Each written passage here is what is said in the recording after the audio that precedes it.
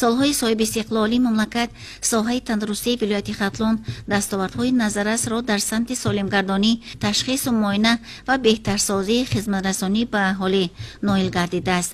дар тамоми шаҳру ноҳияҳои вилоят аз навсозӣ ва барқарорсозии муассисаҳои хуштарҳу замонавӣ ки барои пешрафти соҳаи тандурустӣ мусоидат менамояд мавриди истифода қарор гирифт.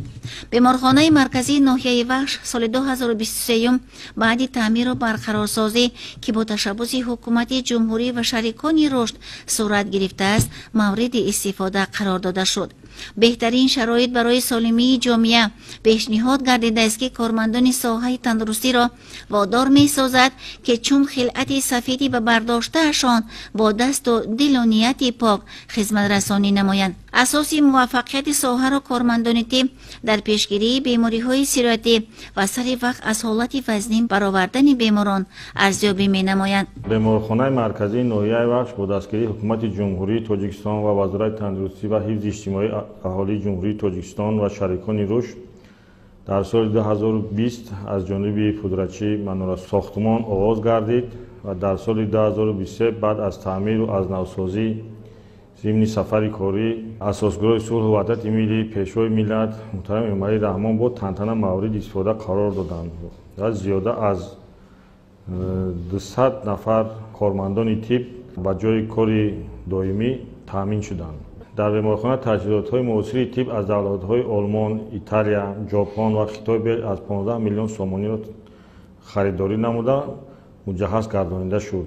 саркарда аз шӯъбаи кӯдакона то амалиётхона ки ҷарроҳиҳо ба таври фаврӣ ва нақшавӣ сурат мегиранд шароити мусоиди тиббӣ муҷаҳҳаз гашта зиёда аз 100 номгӯи таҷҳизоти ҳозиразамон насб гардидааст.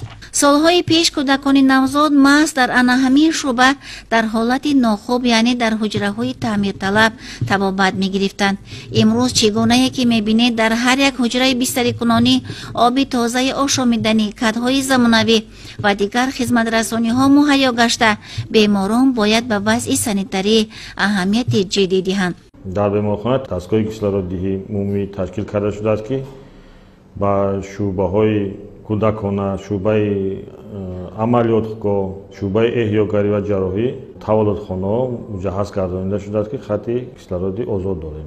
дар шӯъбаи таваллуди муассисаи табобатӣ дастгоҳҳои навтарини тиббӣ барои усулҳои нави хизматрасонӣ ҷиҳозонида шуда модарони ҳомила имконият пайдо намуданд ки аз семинарҳои омӯзишии кормандони тиб оид ба манфиати шири модар истифода аз ғизои солим барои саломатии кӯдакон баҳравар гарданд.